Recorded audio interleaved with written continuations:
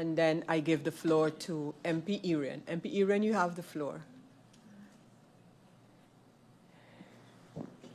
Good morning, Madam Chair. Good morning, Clifford. Good morning, colleagues. Good morning to the Honorable Minister of Rummy and his support staff and the viewing public. Madam Chair, similar to the meeting we had the other day with the Education Ministry, I kind of feel like the government is coming to present items, but again, it's almost kind of pointless. Why are we sitting here today? Like, we're coming again to discuss the land policy. We know the issue with land policy. We had a whole motion regarding land policy. So what was the point of this meeting today? Like, what does the ministry expect from us as MPs? We don't have a solution. And going back, and it's hard for me not to go back a little bit because this government, and I keep emphasizing on that, and this coalition, they love to go back and say the former administration, et cetera, et cetera. And when we look at what was said in the past, but a land policy was drafted. Seemingly it wasn't perfect, but it was done, and it was made to seem as if one could be drafted in 6 months, in a year, or 2 years, and now today, the government is right there for more than 6 months, and the timeline going out is another year, basically. We have a lot more questions, but based on the information given, they're still in the research phase. They're still in the phase of looking at the other islands. They're still in the phase of finding a third party. So a lot of questions that we might have today, they're still having to go and do research on. So I really don't see the point of having meetings from government to come and give us a report, but without a position or vision of government itself, because we've had these meetings already. I do have a question, though, in regarding something that we were looking at as a government back then, and also a potential extra revenue generating for this government. We looked at, well, it's a proposal that I brought forward to Rummy at that time. I said, hey, guys, we have individuals also. Yes, we have the DDAM situation, but we also have individuals that already have long lease land, especially around the lagoon, the pond area, among other areas. But what they've also done is continue to fill in, right? So they've continued to create value for themselves, but excluded government. So I said, hey guys, I think the department where the former minister worked, Mikulos, I forgot the name of his department, they had done a big project once with drones and actually knowing all where the land is.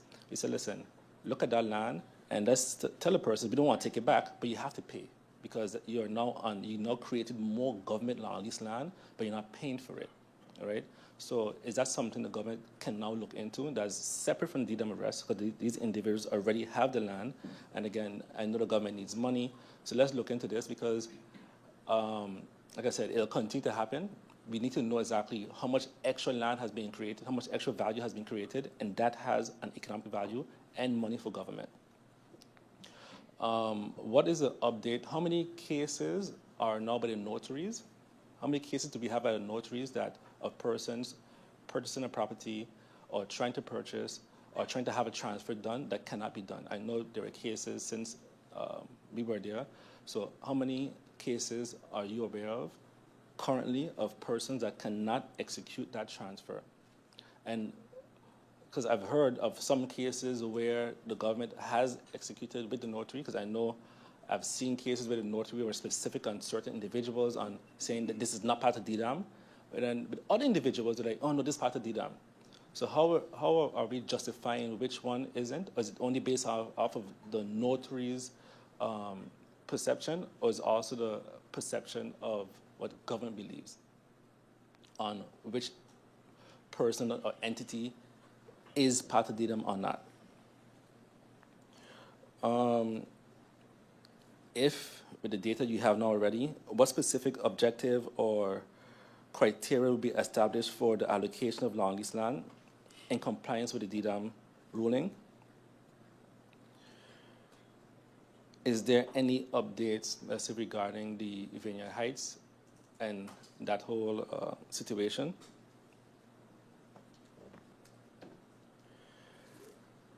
MP York asked a question regarding government's plan in terms of, say, if we're giving out land, if we're going to set criteria for this specific area and say, listen, in our policy, it'll be specific to location. So not just a policy on how to give out land, but are we going to create a policy specific towards location? So this area we're going to say is for development, commercial only.